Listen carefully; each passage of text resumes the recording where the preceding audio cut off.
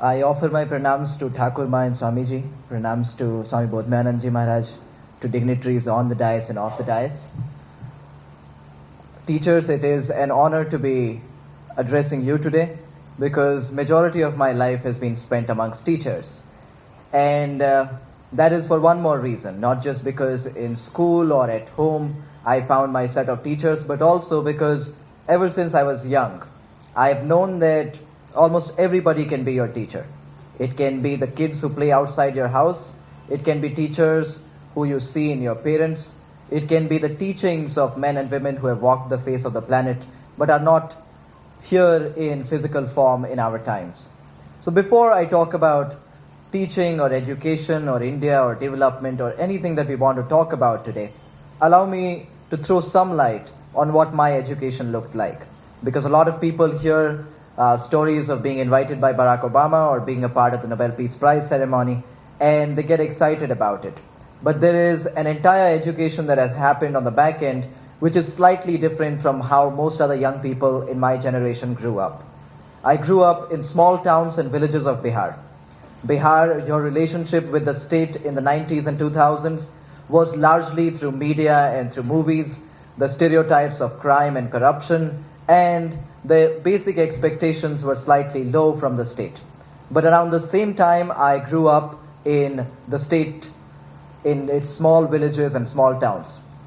My father worked for the State Bank of India, and he had a transferable job, and he was mostly posted in remote rural villages of the state. So that is where we grew up.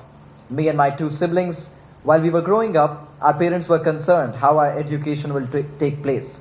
There were no good schools around. There were no good libraries. So my parents decided that they would homeschool us. Homeschooling did not mean bringing teachers home and teaching us. It meant simply buying books and notebooks, bringing those home and teaching us. So till standard 4th, I did not go to school. During this period, how we were being educated was quite interesting.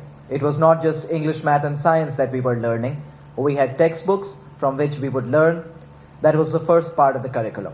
The second part of the curriculum was that on every single wall of the small rented house that we lived in, the quotations and teachings of Swami Vivekananda were pasted in English and in Hindi. And we had to get up every morning. Before we did anything, we had to go around the house reading those quotations aloud. And only after that, we would start our basic studies. So the first part was basic textbooks. Second part, the teachings of Swami Vivekananda, teachings from the Ramakrishna Vivekananda ideology, and some quotations from people like President Kalam. The third part of the curriculum was reading newspapers every single day. Just to give you some perspective, where I grew up, newspapers in these parts of the country would reach one day late. So today's newspaper would reach us only the next morning. So we grew up doing these three things. As a small kid in newspapers, when I used to read about kids going to major universities or winning major scholarships, I used to wonder if I could do the same. But I could clearly not, because I was not affiliated to any educational institution. So what I started doing was I started writing down the names of these competitions, the names of these scholarships, the conferences, and the kids who were winning these, the month in which the competition happens, and who can participate. I did that for a solid 5-6 years. By the time I went to school, this entire diary that I had, where I was noting down these opportunities from newspapers, had become a diary full of opportunities. Straight into school, I started participating in every single competition that I could, writing scholarship exams, participating in conferences, representing my state, my district, and eventually my country at various platforms. In the 8-9 years of schooling that I received, schooling as we know it, I had won over 200 different competitions in debates and in quizzes, academic and co-curricular, and had the great honor of representing India at major global platforms in over 6 countries across the world. At the United Nations, where they had a children and youth conference, at NASA, where they had a kids club, and at different platforms across the world, I wondered if my friends knew about the same things. When I would come back from Japan or I would come back from South Korea and tell my friends about my experience, ranging from the hotel which we lived in, to the flights that we took, to the conversations that we had at the conferences or the questions that were asked, I would see that my friends sometimes had smarter ideas than most other people who attended the platform, or who were at the competition, or who spoke at the conference. My friends sometimes knew answers to questions that kids from over 200 different countries did not know. And most number of times, I've wondered if they would have been at the same platform, the quality of conversation would have been higher. The quality of competition would have been better. And we would be better served with the ideas of these young people. The second thing that I saw through and through was that there was nobody at these global platforms who looked like me. Nobody who had come from a small school of an underdeveloped state of the country. These kids mostly came from major cities, our metropolitans, some of our best schools, the world schools and international schools that we talk about. They were trained and groomed in a manner where they could compete at global levels. They talked about poverty and they talked about corruption. They talked about energy crisis and they talked about water taps and push button taps and different alternatives and ideas. And I oftentimes wondered if that young people who actually face these problems firsthand, who probably have some of the most rigorous education, but at the same time, the lives that they lead are full of lived examples, first-hand experiences. If those young people are connected to the very same opportunities, to the very same platforms, would we be better served? And gazing these ideas, in 2008, I founded an organization named Dexterity Global. The idea of Dexterity was very simple. We believed that the next Prime Minister is in a classroom today. The next President is in a classroom today. The next engineers and doctors and media people, sports persons and athletes and novelists and journalists, they are in a classroom today.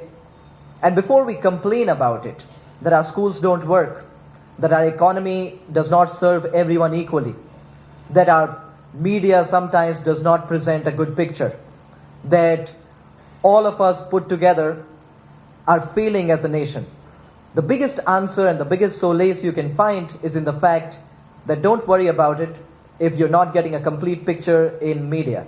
There's a child somewhere in this country today who hopes to be a journalist. Don't worry if the medals are not coming in Olympics or Commonwealth. There's a child somewhere in some part of this country who's willing to compete. That your policymakers are somewhere in your classrooms today. That your next healthcare workers and healthcare practitioners are somewhere in this country. So in 2008, with a very simple idea that we can only create a world-class leadership through a world-class education, we founded Dexterity Global. What Dexterity started doing was very simple. The first thing that we need to do in order to create world-class leaders, good quality students, good quality citizens, is connect them to opportunities. A lot of times we complain that our young people are not interested in anything. They waste their time. They are not willing to engage in subject matter or other things. Very many times we forget, have we introduced them to areas of their interest? A school that tells them that English, math and science is the beginning of the world and the end of it misses out on the talent of a creative thinker who can be an inventor tomorrow. Misses out on the talent of a sports person that can unite and inspire a country together. So the first thing we need to do is connect our kids with opportunities. That is what we started doing in 2008. Because go back to my education. It happened primarily because reading newspapers, I knew that these opportunities existed. The second part of it was that my character was built among the teachings and with the teachings and values of the Ramakrishna Vivekananda ideology, the literature, the quotations. And then the third thing is the basic English, math, science that you are learning. So 2008, we started connecting our young kids with opportunities. And if anyone out there still doubts that why connect our kids with opportunities, it is a globally connected world, there is Google and kids can find out. Very simple example. NASA does a competition called the NASA Space Settlement Contest. This is done especially for high school students. The kids who win the competition are celebrated as the next Einsteins and Newtons and Teslas and Edisons of the world. You read about them on newspaper front pages, you see them on primetime television. There are around 200 million kids who, tomorrow when we wake up, will be going to school. But out of 200 million kids who can participate in the NASA Space Settlement Contest, the maximum number of entries that NASA has ever received is 952. That tells a larger problem. It's not that our kids don't want to do things, it's that they don't know that these things exist. So it is very important, whether it is photography or songwriting, poetry or hardcore science, mathematics, or whichever field it is, all opportunities that are there for our kids at local, national, and international level, we must connect our kids with those opportunities. So that's the first thing that Dexterity does. The second thing that we do is we help kids build their skill sets. The skill sets which we call 21st century skill sets. Now, what are these four things that we talk about when we talk about 21st century skill sets? I'm discussing that with you so that you can bring it to your classrooms. Last year, I even delivered a TED Talk that was primarily focused on these four skill sets. It's titled, "The Next World Leader is in a Classroom. Here's how we can educate them." So these are four key skills that we talk about. The first one is critical thinking, letting your kids think critically. If standing here I said, it is snowing outside, how many of you would just believe it? Most of you would at least look outside the window, whether or not it is actually snowing. And only then you would make a decision. But when you lack critical thinking, somebody walks into the room and says, it's snowing outside, you just wrap yourself in blankets. One blanket after the other, you wrap yourself in 5-6 blankets. 2-3 days later, the doctor pronounces you dead, and they write, dead because of excessive sweating. It is not the excess of heat or temperature that kills you. It is the lack of independent thinking. It is the lack of critical thinking. So that's the first skill that we need to bring into our classrooms. Critical thinking. Allow your students to think independently. Allow your students to think critically. They should not just accept whatever is being taught. They should question. And the greatest critical thinker that this nation has ever produced, unarguably, was Swami Vivekananda. We talk about Guru Shishya Parampara, we talk about Swami Vivekananda and his discourse with Bhagavan Ramakrishna Paramhans, but what we forget is Swami Vivekananda was never a believer from day one. He was a seeker through and through. And while we teach Swami Vivekananda to our kids, when we do, first thing is we need to start teaching about Swami Vivekananda and what he stood for and the vision and values that we must bring into our classrooms. While we teach a lot of times, we do not let our kids become seekers. So seeking is a part that we need to focus on. So that's the first part, critical thinking. The second is research. Bring research into your classrooms. But research is not just what happens in science labs. Research is also what happens when you buy a mobile phone. As young students, as teachers, when you go to buy a mobile phone, you at least take a look at 3-4 mobile phones. You look at how much battery storage you have, how much space you have, what is the size of the phone, how much does it cost.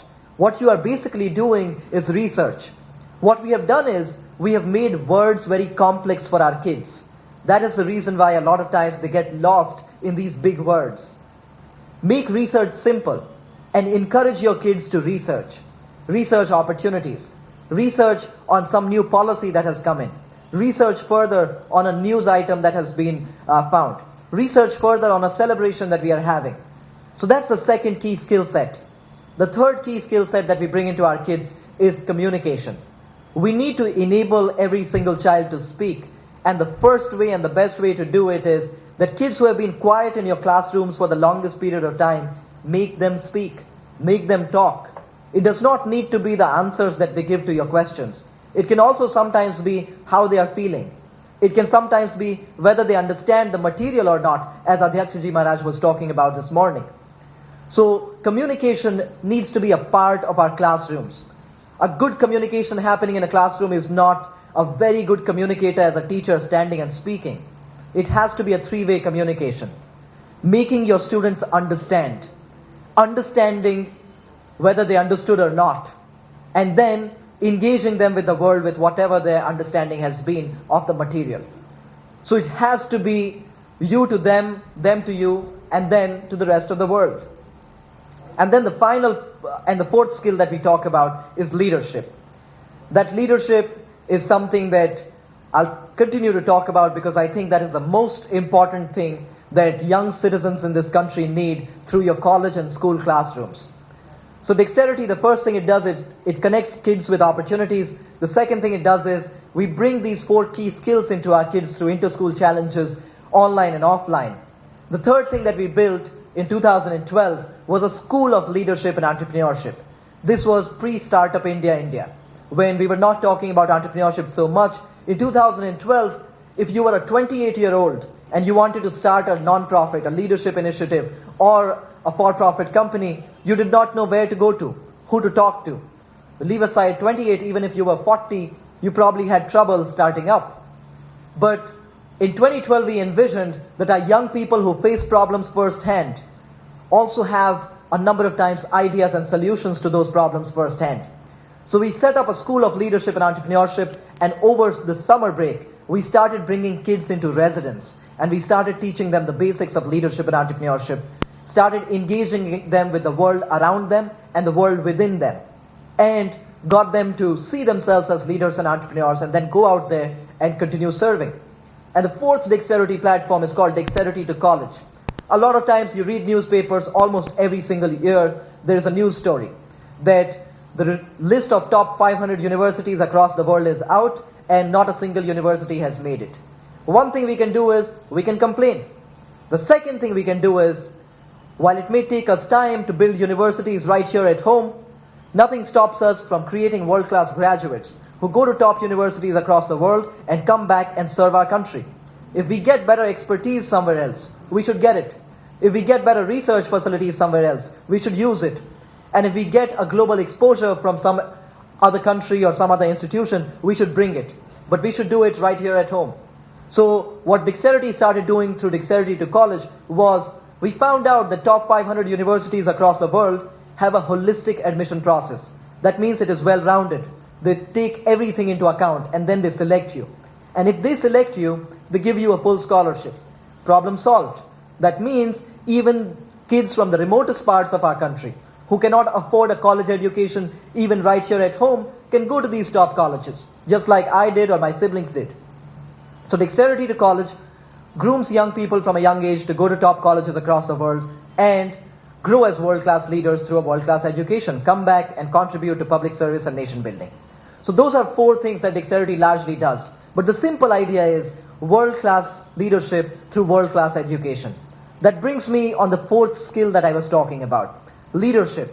What we have done in our country today is we have confused people with leadership as we have confined the word leadership to a select few things, to a select few people.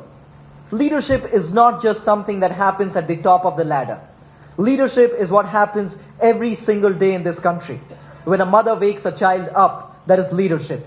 When she cooks breakfast for a kid so that he or she can go to school, that is leadership.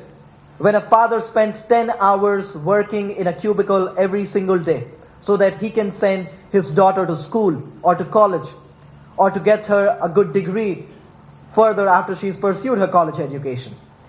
All of that is leadership. But we don't tell our young people that leadership is simple, that leadership is practical, that leadership is around us, in our homes, in our playgrounds, in our schools. And that creates a major problem. And then we complain that we don't have a generation that produces a lot of young leaders. That is because leadership to them looks like what they see in the television. It appears to them as something that is broadcast live. I had the great honor, an honor of a lifetime, to be the guest of President Barack Obama at the White House. We had a very good conversation with Mr. President. One of the most beautiful things that he mentioned was that leadership is not what millions of people see as leadership one day. It is a million small actions of leadership that you do throughout your life. And then you get to a point. And then you get to a point when millions of people begin seeing you as a leader. But look at all these good ideas about leadership. Have we ever told our young kids that all of these small things, simple things, are leadership as well? So that is the first part. we need to recognize our young people. A small girl who waits after the lunch break and helps another young girl with 2 math problems is a leader.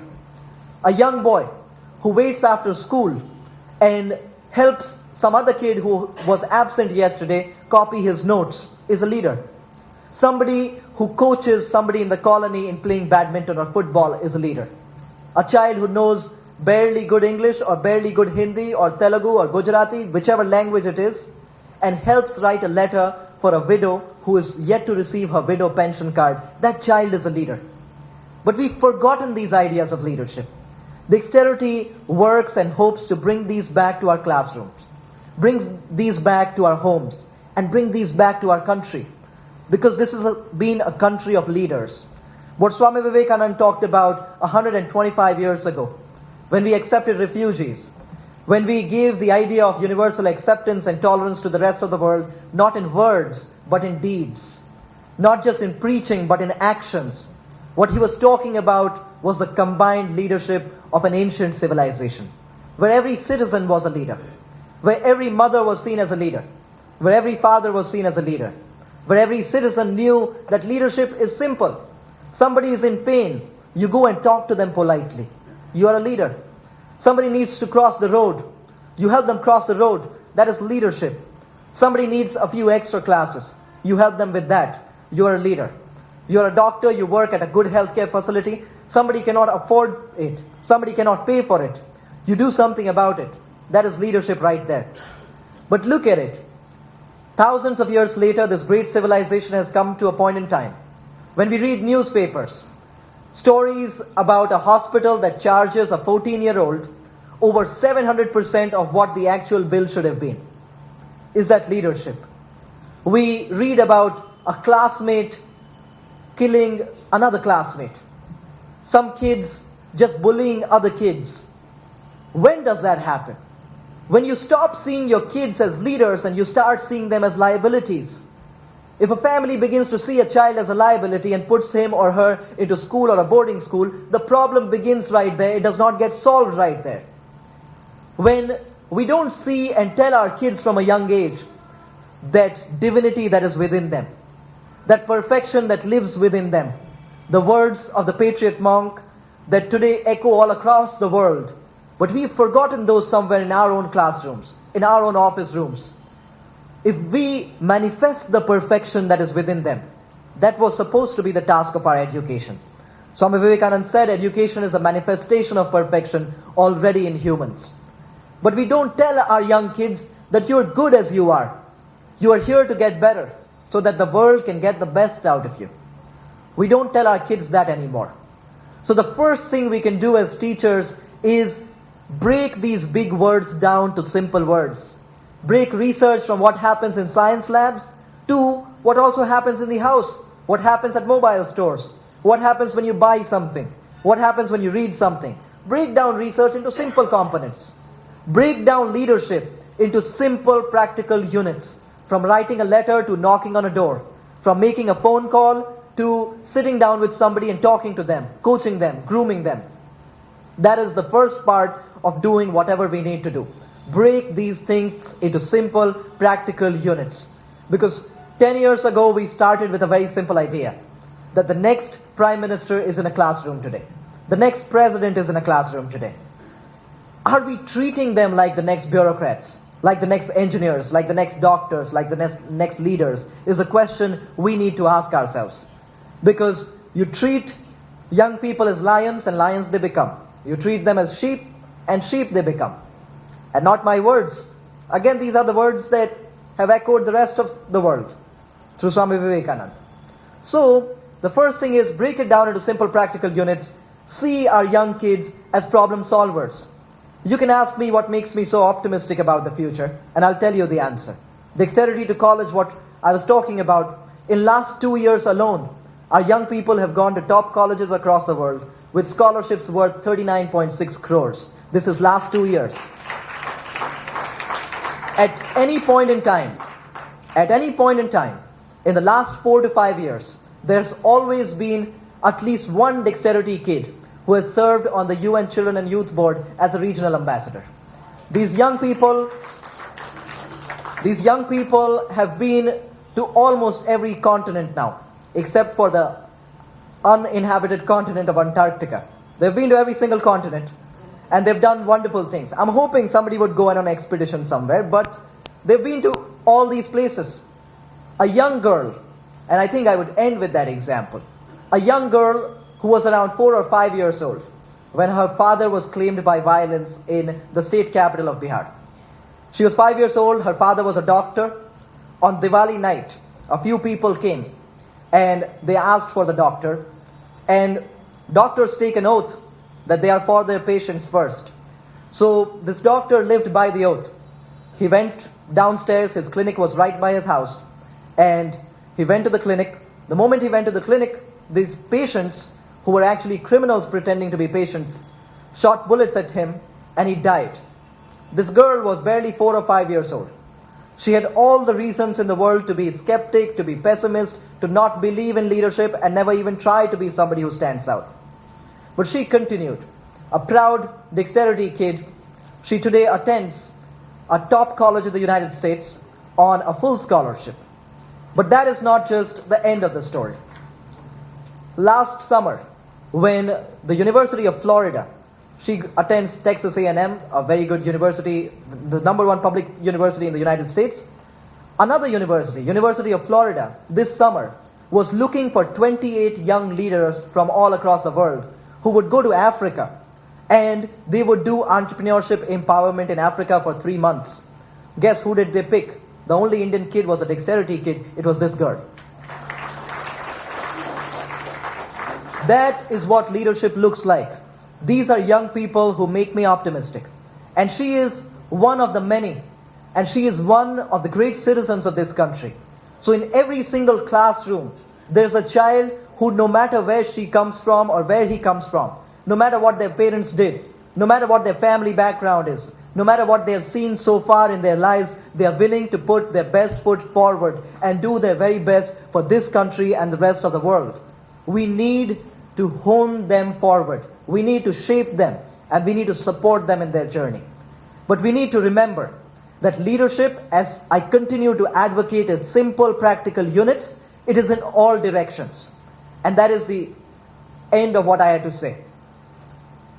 They say in this country that when Lata Mangeshkar first sang the song for this country, patriotic songs, the first Prime Minister of this country was in tears. That is music, leadership through music. They say in the 90s, when this country was opening its economy, when people did really well in corporate boardrooms and in cubicles, they used to say, he has played a Sachin Tendulkar innings today. That is leadership through sports. That a child from the coast of Rameshwaram went on to give this country internal security, but not just that. Good statesmanship with high moral fiber, high ethical fiber. President Kalam. That was leadership through science. That was leadership through statesmanship. What we've done is, we've made leadership so synonymous to political leadership, and political leadership so synonymous to bad leadership, that our kids don't want to be leaders. We need to break it down. We need to make it simple. We need to make it practical. We need to make it doable. And at the same time, we need to tell them this is going to be in every single field. Music to art, science to spirituality, whichever direction you want to go in. So at the end of the day, to teachers who I see in this room today, and teachers all across the world who can be influenced by you or by these thoughts, we need to know that while we complain about anyone, anywhere, the next breed of those good journalists, those good politicians, those good sports people, those great citizens of this great motherland are somewhere there in your classrooms, and this nation has given you a great responsibility. Carry it forward. Thank you so much. Jai Hind, Jai Bharat.